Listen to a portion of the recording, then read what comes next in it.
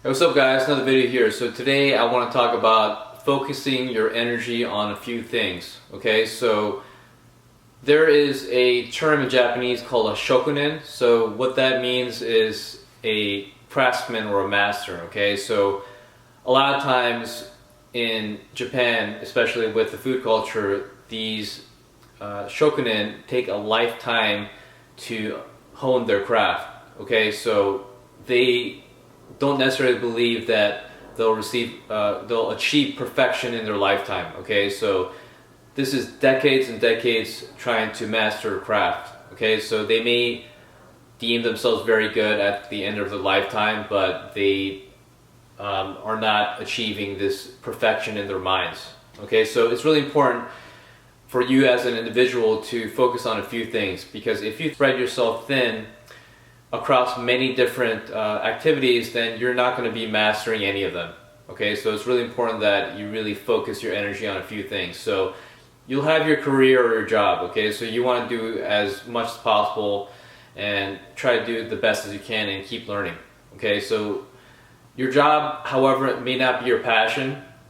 So a lot of people aren't lucky enough to have a job where it's their passion and they're really passionate about it every day and trying to learn more every day and try to reach perfection in their job. But again, it is important that you focus your energy and do well in it. You know, use your job to accumulate assets and invest the money that you earn from your job or your business, but it may not necessarily be your passion. So the thing you do outside of work, again, my activity is powerlifting, so I really spend hours and hours and hours every week trying to perfect it. And again, I still have holes in my technique, and that's me objectively speaking. So I can feel it in my body where I'm not optimizing the form while I'm lifting. Okay, so you may not necessarily see that on video, but I definitely feel it in my body, and I'm always striving to improve my form and my technique for powerlifting.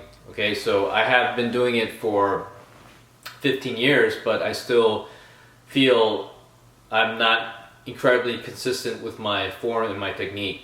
Okay, so that's something I'm always working on.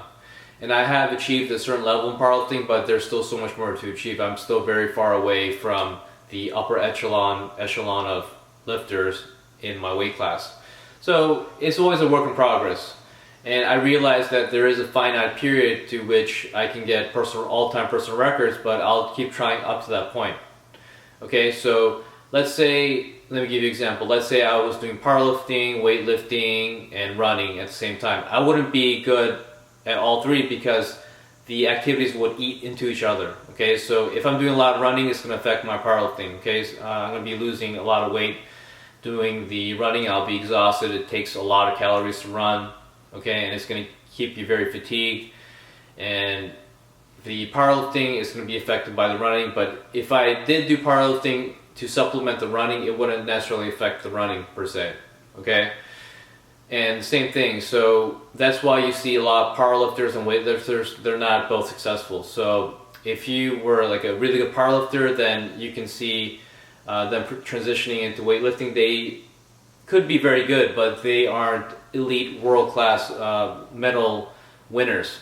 Okay, for example, they won't be getting medals in the Olympics. Okay, so you can't really do both and master both at the same time. And weightlifting itself, quote-unquote Olympic lifting, it's very technical. So it's much more technical than powerlifting. So they have to really hone their technique, and if they're doing this powerlifting concurrently, then their motor patterns will be affected with the weightlifting because they're not getting enough practice with the weightlifting if they're trying to juggle both.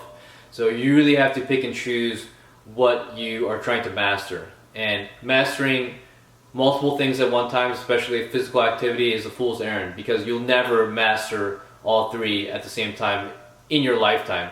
And you have to remember, as an athlete, you have a limited time frame to optimize your body. So strength athletes can go maybe mid-40s up to 50 possibly if they don't suffer any type of major injury. But if you're in any other sport, then your cap is probably going to be mid-30s, 40s for your physical activity. So you really have to pick and choose what you really want to master and spend all your free time in to truly master and achieve at a high level.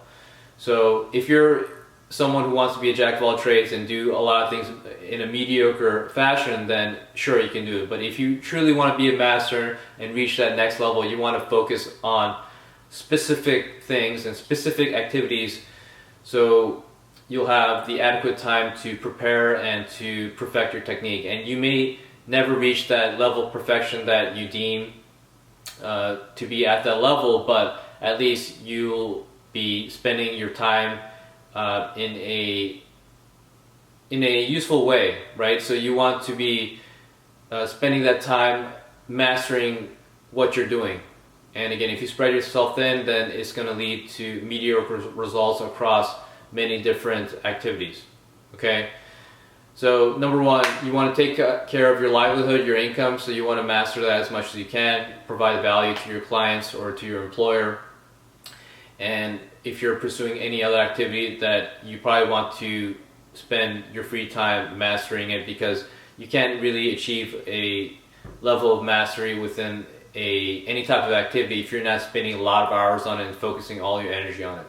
So hopefully that helps kind of put things into perspective. So you want to focus on a few things, master it. You want to really embrace the process and spend as much time as you can to reach that high level. And if you spread yourself thin, then you're going to be mediocre at many things and you won't be a master of any of them. So that's it, guys, and stay tuned for the next video.